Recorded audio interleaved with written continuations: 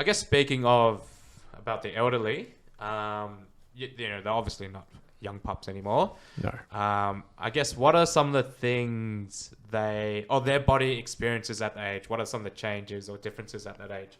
So there's a lot of changes that occur when you become older. So physiologically, there's so much happening. Your whole body ages, not just your skin, not just your bones and tendons, like cellular functions, physiological functions. They all do change when you become older. So a lot of the clients I see, they're all sarcopenic. Okay. So for people that don't know what sarcopenia is, it's the age-related loss in muscle mass. And also they're also dynapenic. So for dynapenic isn't as commonly used. So dynapenic is the age-related loss of muscle strength. Yeah. So they can exist individually, but they're commonly together. So to diagnose someone with sarcopenia, gold standard is a DEXA scan, but you can do it clinically by measuring their like calf circumference or something like that, and performing physical tests. So like grip strength, 5 times sit to stand, timed up and go, 3-meter walk test. They're all really great, great tests, and they're all validated as well. So those are some of the changes that occur. There's also high obesity rates in our elderly population, and because there's high obesity rates, there's a lot of fatty infiltration in our muscle cells. So obviously muscle cells, they're not equipped to have high amounts of fat in them. So because of that, it affects like a lot of cellular responses, and ultimately like all these complex responses that I sort of understand, and it's beyond the scope of this podcast. It affects all that, and that affects like insulin signaling and glucose metabolism and all that stuff. Another important thing that occurs when you get older, there's a shift in fiber types. So there's a shift to type 1 fiber.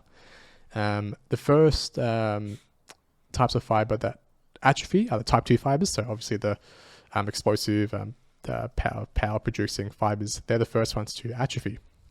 And that's relevant because if an old person has a fall and they have a loss of type 2 fibers, they won't have that ability to respond quickly, react quickly, and catch themselves. And that's really relevant because falls are one of the major leading causes of hospitalization in the elderly population.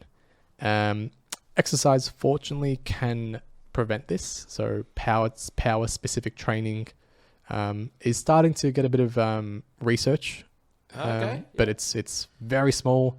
It's very specific. You do need to be in a clinic. It helps to be in a clinic, and essentially, you just do a low intensity, high velocity training.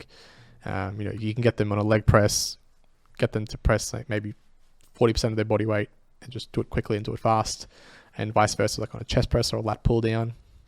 That's all really relevant. What else occurs? There's also not quite relevant to us, but there's also a change in mitochondrial function and volume.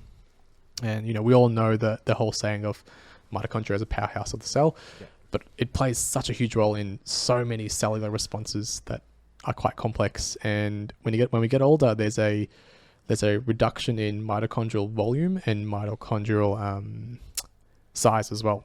And that affects basically how our bodies or how our cells regulate homeostasis. Fortunately, once again, exercise has been shown to increase or preserve mitochondrial function, especially volume. So specifically endurance training, high volume endurance training can preserve mitochondrial function and mitochondrial size. What else? Because there's a loss of muscle mass in our bodies, in our elderly population, there is a impairment in glucose metabolism. Because our muscles are our main glucose regulators, there's an impairment in glucose metabolism, possibly leading to type 2 diabetes. And type 2 diabetes is a gateway disease that can lead to like heart failure and whatnot. What else? I think I've written a few more things. Of course, another important one is there's a reduction in protein synthesis, and there's also a misbalance of protein synthesis and protein breakdown. So there's an increase in protein breakdown and a reduction in protein synthesis, which obviously leads to a loss of muscle mass. and a good way to combat this is increasing protein intake for older adults. So I think traditionally it's recommended 0.8 grams per kilo body weight for older adults, but now it's recommended they should at least have like 1.2, upwards of 1.2 grams per kilo body weight of protein.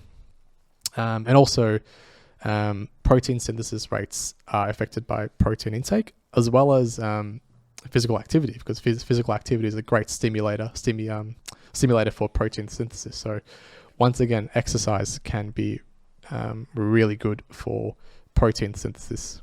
Yeah. I think those are there's so much more for the aging population, that the changes that occur, but a lot of these can be either maintained or prevented through exercise.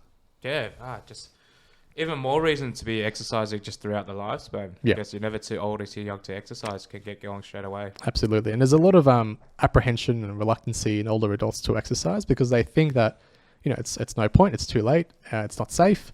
And I think that's where EPs really have a vital role to play in.